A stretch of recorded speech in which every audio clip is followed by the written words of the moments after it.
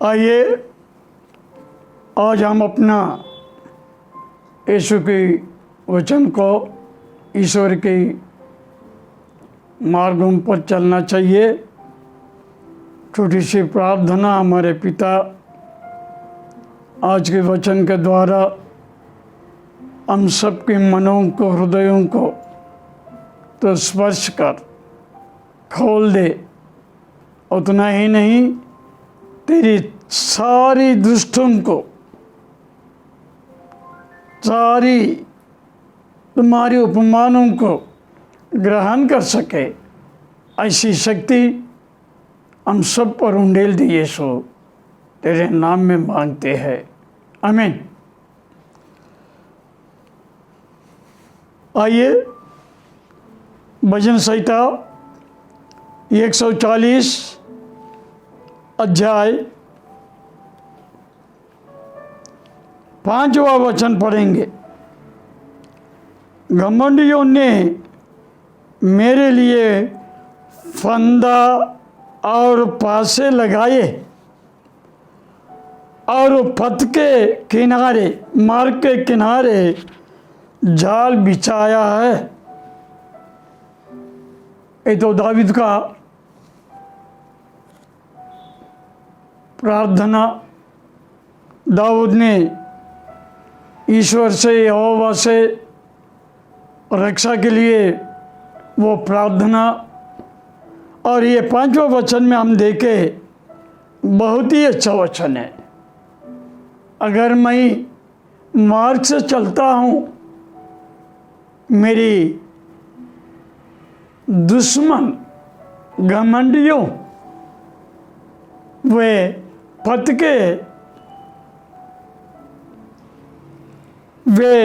के किनारे मेरे लिए वो जाल बिछाया। प्रिय लोग, वचन ग्रहण करना बहुत मुश्किल है। अगर प्रार्थना के द्वारा, बहुत बड़ी अच्छी मन के द्वारा हम अगर प्रभु से मांगे, हमें ग्रहण की शक्ति भी दे। और प्रत्येक रीति से मैं तुमसे कहता हूँ, ये वचन यानी पथ के किनारे, मार्ग के किनारे, यानी रोड के साइड, ये हमारे लिए आज थोड़ी से वचन सुनेंगे, क्योंकि यीशु इस संसार में थे। वो हमेशा उपमानों के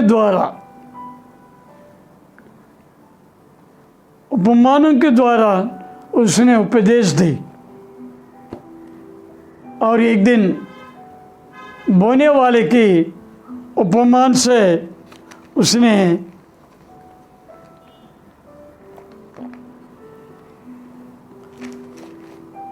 मार्कुस 4 अध्याय अगर हम देखें,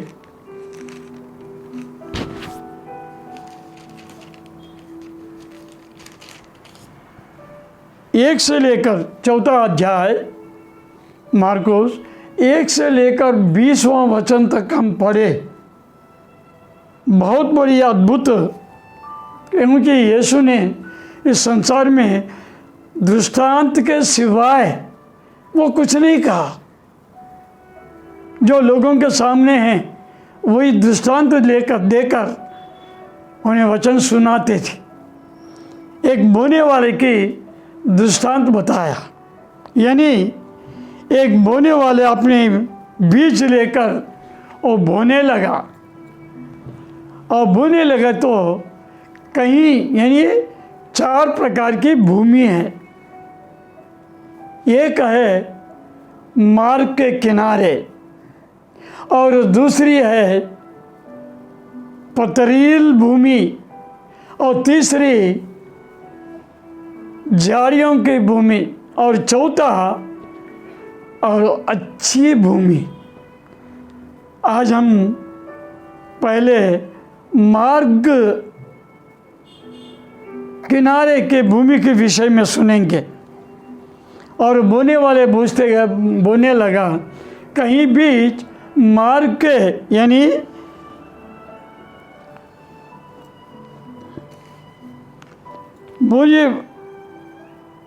बोते समय कुछ मार्ग के किनारे गिरा।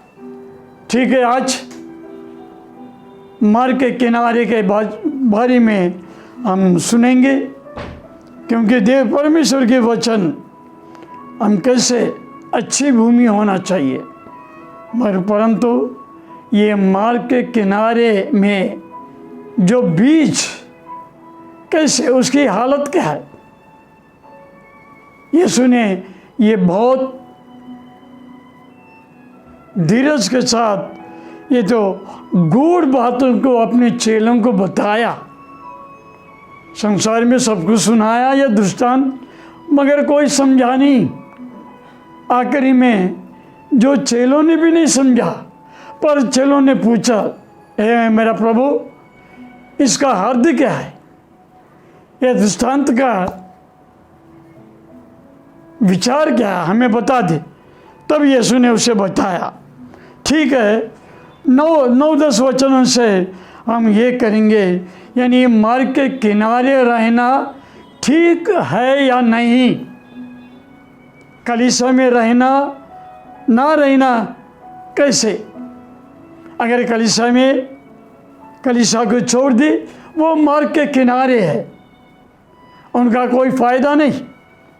इसलिए पहली वचन हम पढ़ेंगे, गिनती नामक पुस्तक 5वां अध्याय 29 नंबर्स 5:29,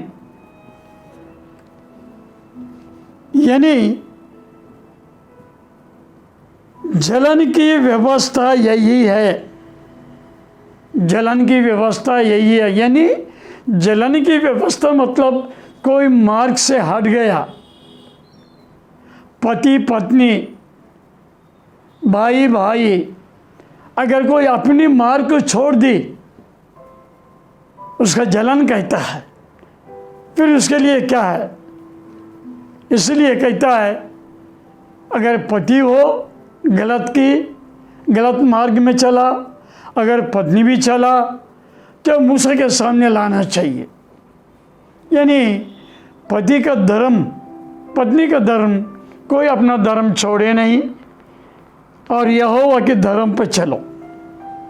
दो धर्म छोड़ता है, वो मार्ग के किनारे, वो शैतान के चुंगल में फंस जाता है। वैसे ही व्यवस्था विवरण 22 अध्याय पहली वचन में पढ़ूंगा, तो अपने भाई के गाय बैल या भेड़ बकरी को भटकी हुई देखकर, यानी व्यवस्था विवरण 22 अध्याय 1 और डिटरमिनी 22:1, इसमें क्या है, और मूसा के द्वारा अपने प्रजा को वही वापस संदेश देता है। कैसे, अपने पड़ोसी हो, अपने भाई हो, कोई भी हो, किसी का भेड़ बकरे हो या पशु हो, अगर मार्ग के किनारे हो जाए, उसे अपने जिससे भेड़ बकरियां हैं वह उन्हें समझा दे। यानी जानवर, जो जंतु, वो समझता नहीं, वो मार्ग के किनारे हो जाएंगे, मगर अगर कोई सही रास्ता पे चलाए, वो सीधा चलता है। वैसे ये मूसा ने उपमान को सुनाया। 1 शमूएल 26:3, पहली शमूएल 26:3, यानी दाऊद और शाऊल से डरकर वो जंगल में फिरने लगा, दूर दूर देश में भागने लगा। परंतु एक दिन कोई उसे कहा, जिपी लोगों ने कहा, अरे भाई दाऊद को हम लोग वहाँ देखकर और जहाँ जाकर पकड़ ले, और उसका मार्ग के किनारे उसे ख़त्म करने के लिए वो विचार कर रहा था। कितनी बुरी बात है। अगर वो ईश्वर में हो, वो मार्ग के किनारा ना होंगे। इसलिए हम मार्ग पर चलना चाहिए। यीशु के मार्ग, यीशु हमारे मार्ग पर चलना चाहिए।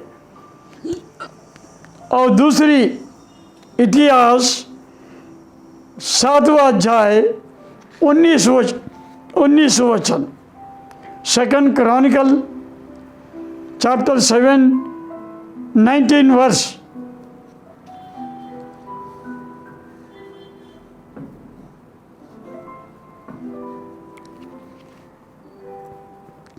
परंतु यदि तुम लोग फिरो और मेरी विधियां और आज्ञाओं को जो मैंने तुमको दी है त्यागो और जाकर पराये देवताओं की उपासना करो और उन्हें दंडवत करो, तुम्हें मैं नष्ट कर दूंगा।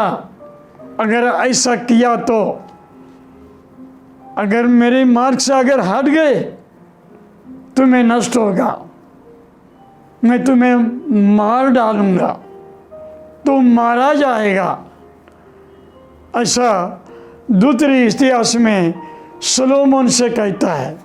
सुलेमान कि ये उसने एक मंदिर बनाया ईश्वर के लिए और प्रार्थना की और सजाया, और इसके बाद ईश्वर ने, यहोवा ने सुलेमान से बातचीत करने लगा, ठीक है, मैं हमेशा के लिए इस मंदिर पर मेरी आशीष होगा, परंतु कोई मेरी मार्ग से अगर छोड़ दी, अपनी इच्छा से काम की, मैं उसे दंड दूंगा। वैसा सुलेमान से कहा। ठीक है, देखिए, हम ज्ञानी बनना चाहिए मगर संसार की ज्ञानी नहीं। वैसे ही नीति वचन 8वां अध्याय 2 वचन और प्रोवर्ब्स 8 चैप्टर वर्स 2 ये बुद्धि के बारे में बता रहा है। बुद्धिमान बनो, बुद्धि की प्रशंसा करो, बुद्धि की खोज में रहो, ज्ञानी बनो। You must be get wisdom from God. इसीलिए ये बहुत अच्छी वचन है। वह तो ऊंचे स्थानों पर मार्ग की एक ओर और इस तरह वो खड़ा रहेगी। क्या? बुद्धि। इसलिए बुद्धि पुकारती है, बाइबल पुकारती है, अच्छाई पुकारती है। पुकारने में तुम कहीं भी हो, अगर मार्ग के किनारे भी पुकारेगी, मार्ग पर, अपने घरों में, देखो बुद्धि का महिमा कितनी बड़ी है। इसलिए सुनो, मार्ग में हो या मार्ग के किनारे हो, अगर बुद्धि की खोज में रहो, बुद्धि तुम्हें मिल जाएगी। यशायाह नामक पुस्तक 55 अध्याय 8वां वचन पढ़ेंगे। यशायाह 55 चैप्टर 8 वर्स।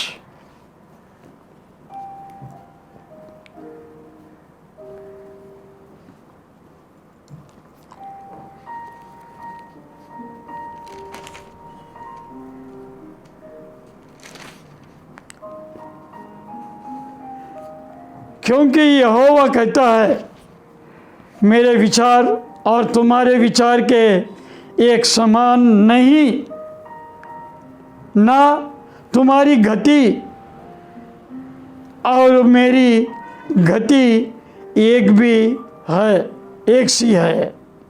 क्योंकि तुम्हारी रास्ता अलग है, मेरी रास्ता अलग है। मेरे रास्ते में चलने वाले लोग हट गए, मेरे रास्ता छोड़ दी।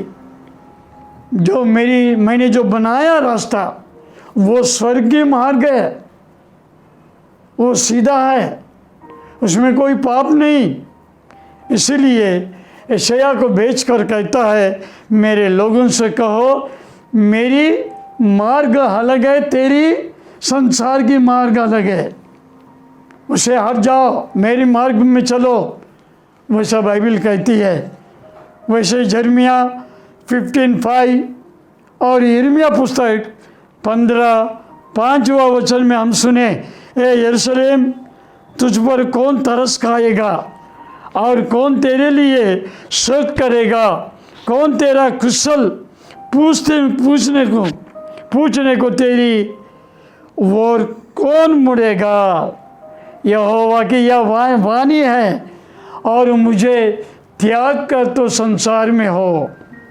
बहुत अच्छी वचन है, क्योंकि यहूदा का बारी में यहूदा ने अपनी ईश्वरी यहोवा की मार्ग को छोड़ दी, उसे यिर्मयाह के द्वारा संदेश दी।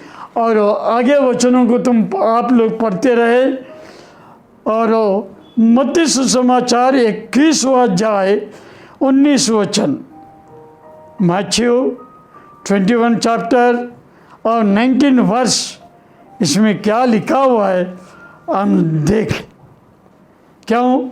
फल रहित अंजीर का एक दृष्टांत हकीकत में बताया, दृष्टांत परंतु हकीकत में। इसलिए ये सड़क के किनारे अंजीर का एक पेड़ देखकर वह उसके पास, यीशु ने वो वृक्ष के पास चला, परंतु वो वृक्ष हरा पत्तों से भरा हुआ है, परंतु उसमें एक फल भी नहीं। इसलिए उसने श्राप दी और दूसरा दिन सूख गई। मेरे प्रिय लोग, हम भले अगर मार्ग के किनारे हो, सही ढंग से होना चाहिए, बुद्धि से चलना चाहिए, इसलिए उसे श्राप दे। क्योंकि वचन कहती है मार्कुस 10वां अध्याय 46 वचन, 10वां अध्याय 46 वचन सुने। बहुत हम सबको पता है, एक अंधे बर्तिमाई, वह शुरू से वो अंधे थे, और उसे कहता ये यरीहो में आया यीशु, जब वहाँ और उसके चेले और एक बड़ी भीड़ ये यरीहो से निकलती थी, तब तिमाई के पुत्र बर्तिमाई, एक अंधी भिखारी, सड़क के किनारे बैठा चिल्लाने लगा, पुकारने लगा, ए दाऊद के बेटे, मुझ पर रहम करो, दया करो, करुणा उंडेल दे, मैं अंधा हूँ, देखना चाहता हूँ। वो भी मार्ग के किनारे, कितना देखो, जो मार्ग के किनारे वो व्यक्ति यीशु का नाम लेकर चिल्लाने लगा, और यीशु वहाँ आकर वो रुक गया, उसके अंधेपन को दूर किया। कितनी अद्भुत सच है ये छोटी सी वचन। बहुत कुछ है। भले तो अंधेरे के किनारे अगर कभी भी हो, प्रभु तुम्हें रक्षा करने के तैयार है, उनकी खोज में रहो। सबसे पूछने लगा, जो आने वाला इतनी भीड़ क्या है? वे उन लोगों ने कहा, यीशु मसीह आने वाला है। तब उसकी आंख, उसके हृदय की मनोनेत्र खुल गई। कितनी बड़ी अच्छी बात है ना। इसलिए तो कहीं भी हो मगर यीशु में रहो। आखिरी पत्री, यहूदा की पत्री 11 वचन मैं पढ़ूंगा। उन पर हाय, उन पर नाश, उन पर नष्ट वो साप, क्योंकि वे कईन की सी चाल चलता है और मजदूरी के लिए बिलाम के समान भ्रष्ट हो जाते लोग। पास्टर लोग, बिलाम की दृष्टि ऐसी है, वो एक नबी है, वो कि प्रवक्ता है, परंतु उसकी बुद्धि खो बैठा है संसार के ओर, संसार के धन के ओर। राजाओं के ओर, इसलिए उसे व्यभिचार कहता है। इसीलिए वो अपनी रास्ता को भूल गया, इसलिए प्रभु ने उसे शिक्षा दी। छोटी सी वचन हमको प्रभु आशीष दे। आइए छोटी सी प्रार्थना करें। हमारे पिता यीशु मसीह, हम जो ग्रहण करने के लिए दृष्टांत में हो, अपमान रीति से हो, और तेरी वचन हमें सुना दे प्रभु, हमारे मन की नेत्र को खोलिए। ये छोटी सी प्रार्थना तुझसे हम कबूल करिए यीशु मसीह के नाम में, आमीन। God bless, best of luck.